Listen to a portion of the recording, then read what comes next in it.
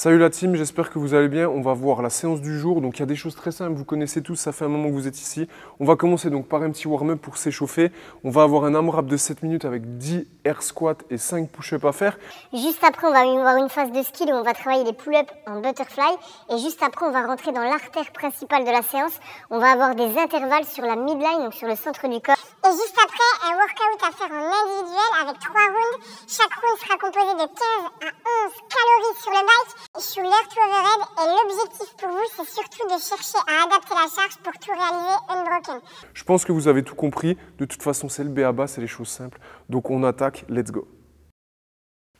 Tu ne comprends toujours rien au vocabulaire de CrossFit, tu es au bon endroit, on va t'expliquer ça. Que tu fasses du CrossFit depuis peu de temps ou depuis un long moment ou que tu veuilles découvrir cette activité, cette vidéo est faite pour toi, donc regarde-la en entier. 1 an, 2 ans, 1 semaine, 3 semaines, 6 mois, 4 ans de pratique du CrossFit et vous êtes toujours perdu dans les termes. Cette vidéo est faite pour vous. On va vous donner évidemment des définitions succinctes. N'hésitez pas à mettre pause, à bien noter les termes. Le plus important également, c'est de partager cette vidéo, surtout aux personnes qui ne connaissent pas et à vos binômes d'entraînement qui sont là depuis 1 ou 2 ans, à qui vous êtes toujours obligé de prendre du temps et de réexpliquer la séance ou le format d'entraînement. Évidemment, il y a une multitude de termes. On va essayer de se focaliser sur les choses essentielles. Si vous voulez en savoir plus, si vous voulez qu'on détaille et qu'on rentre au maximum en profondeur dans les choses, eh ben, n'hésitez pas à mettre un commentaire et à rendre le truc interactif. On se retrouve pour la suite juste après la team. Avant toute chose, il faut que nous mettions une base pour vous expliquer un petit peu pourquoi nous utilisons ce vocabulaire. Il faut savoir que le CrossFit est un sport et comme tout sport, il a son vocabulaire. Quand vous faites un ace au tennis, eh c'est normal, vous mettez un point directement sur votre service. Et vous allez pouvoir retrouver ça dans une multitude d'autres domaines. Que vous fassiez du CrossFit en France, au Japon ou aux États-Unis, eh si vous descendez dans une salle affiliée et qu'ils utilisent le vocabulaire CrossFit, vous allez être capable de comprendre la séance. Le vocabulaire a donc ses propres termes qui sont redondants et en plus de ça, il est en anglais pour que vous puissiez justement le comprendre d'une façon plus large puisqu'on sait tous que l'anglais, c'est le vocabulaire le plus utilisé. Avant toute chose, on va déjà vous parler des formats d'entraînement. Il faut savoir que dans notre activité, il y a toujours un objectif de temps ou de répétition à faire en un certain temps. Et là, vous allez pouvoir trouver donc les différents formats d'entraînement. Le premier format d'entraînement et un des plus répandus sera le 4-time, c'est-à-dire que vous devez réaliser l'entraînement et les mouvements expliqués lors de l'entraînement le plus rapidement possible. Ensuite, on va avoir dans le 4-time ce qu'on appelle le cap time, c'est-à-dire que vous aurez un temps maximum que vous ne devez pas dépasser. Si vous n'êtes pas dans ce temps, l'entraînement s'arrête simplement et vous comptabiliserez le nombre de répétitions que vous avez effectuées. Nous avons également ce qu'on appelle les AMRAP, où là, vous devez réaliser le plus de reps ou le plus de tours possible, as many rounds as possible, dans la fenêtre de temps qui vous sera expliqué. Un format un peu plus méconnu, mais qui commence à se populariser quand vous avez un certain niveau et un certain vécu de pratique dans notre activité, c'est ce qu'on appelle les MOM. Chaque minute, vous avez une tâche à réaliser. Chaque minute dans la minute. Every minute on the minute en anglais. Et puis après, le coach peut ajuster en mettant et 2 mom, et 3 mom, et 10 mom, c'est-à-dire que la fenêtre de temps ne se répétera pas toutes les minutes, mais toutes les 2 minutes ou 3 minutes, ou X en fonction de ce qu'il a voulu vous préparer à réaliser pendant l'entraînement. J'espère que ça va vous aider pour déjà comprendre un peu les formats d'entraînement. On va se retrouver juste après pour parler des barres et juste après pour parler des mouvements de base en gymnastique. Mouvement de barre. On va commencer par le mouvement le plus populaire de tous, le deadlift. Donc tout simplement soulever de terre, c'est quand la barre va du sol à votre bassin. Si on traduisait de l'anglais au français, ça ferait soulever de la mort, mais en réalité c'est soulever de terre, donc ça s'appelle le deadlift. Ensuite, sur les mouvements de barre, il va y avoir une redondance qu'on va appeler donc le squat. Et une fois qu'on a ce mouvement de squat qui est tout simplement une flexion avec vos jambes, là, la seule chose qui va varier, c'est la position de la barre. Back squat, elle va être derrière vous. Front squat, elle sera devant vous. Overhead, elle sera au-dessus de votre tête. Et au-delà de ça, on va avoir tous les mouvements d'haltérophilie qui vont être répartis de la façon suivante. Nous allons avoir le clean ou l'épaulé en français. Et puis nous allons avoir le snatch ou l'arraché en français. Et là, la seule chose qui va varier, c'est tout simplement l'amplitude ou l'endroit auquel vous allez réaliser le mouvement. Et ça rajoutera un préfixe devant le nom.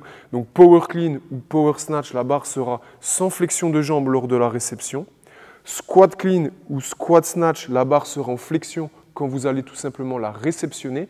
Et après, le coach, en fonction de ce qu'il veut tout simplement travailler comme phase spécifique lors de votre mouvement, peut rajouter une amplitude spéciale comme le hang, où vous allez devoir rester entre votre hanche et vos genoux, ou simplement le hip, encore plus haut dans les hanches, où vraiment vous donnez des positions précises comme sous le genou, au-dessus du genou, etc.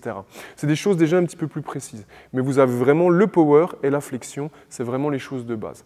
On se retrouve juste après pour les mouvements de gym. Dernier bloc, dernière famille. N'hésitez pas à mettre pause, à screener et à vraiment partager. Mettez des commentaires si vous voulez justement des termes un peu plus précis, parce que je vous le rappelle, si vous avez avancé un peu dans la vidéo, forcément sur les termes, on est obligé de saisir les choses principales. Les mouvements de gym seront répartis en deux familles, les mouvements pull et les mouvements push, donc les mouvements de tirage et les mouvements de poussée.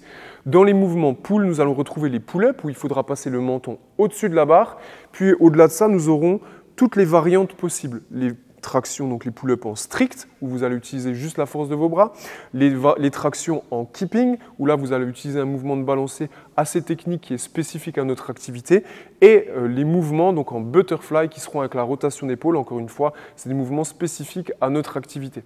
Au-delà de ça, on va jouer aussi sur l'amplitude, vous allez avoir les pull-ups chest to bar, où vous devrez avoir un contact entre clavicule et poitrine sur votre barre, donc c'est un peu plus haut, donc un petit peu plus difficile, et après les mouvements où on va passer au-dessus de la barre, donc les barres muscle-up, et les rings muscle-up qui se feront directement sur les anneaux. Sur les mouvements de poussée, ce sera exactement la même base de travail. Vous pourrez les avoir en strict ou en keeping. Donc on va avoir les mouvements pompe, push-up, ou avec les genoux au sol quand c'est un petit peu plus simple, les knees push-up, ou cette fois-ci le mouvement un peu plus dur, un mouvement que vous avez déjà entendu qui perd un petit peu les gens en général sur le vocabulaire, les HSPU, Heads Up Push-Up, donc c'est tout simplement des pompes en équilibre contre le mur où vous avez 100% de votre poids de corps à porter, qui peuvent se réaliser comme les tractions en strict ou avec le mouvement de keeping. Au-delà de ça, nous avons des mouvements qui sont un petit peu plus exotiques, comme simplement la marche sur les mains, qui est le handstand walk. Voici les mouvements de base. J'espère que ça vous a aidé. N'oubliez pas, si vous voulez en savoir plus, mettez un commentaire. Conclusion, un dernier petit point qu'on n'a pas abordé, c'est aussi le niveau auquel vous allez participer pendant l'entraînement. Il y a une phrase clé en CrossFit, c'est « Programme for the best, scale for the rest ». C'est vraiment comme ça qu'on crée les meilleures adaptations possibles. Et évidemment, quand vous arrivez sur un WOD, il y a plusieurs niveaux qui vous seront proposés. Élite, donc c'est vraiment pour les personnes qui vont maîtriser au maximum notre pratique sportive. ERIX, qui est les personnes confirmées.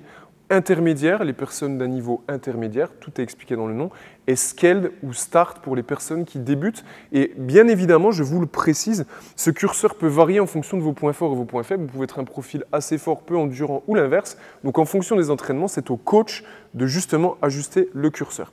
On espère que cette vidéo vous a plu. Encore une fois, si vous voulez qu'on fasse une suite, si vous voulez plus de détails, qu'on aille vraiment chercher tous les termes, n'hésitez pas, on fera une seconde partie avec grand plaisir. En attendant, les amis, kiss kiss, rejoignez-nous, abonnez-vous, gardez la pêche et donnez-nous de la force.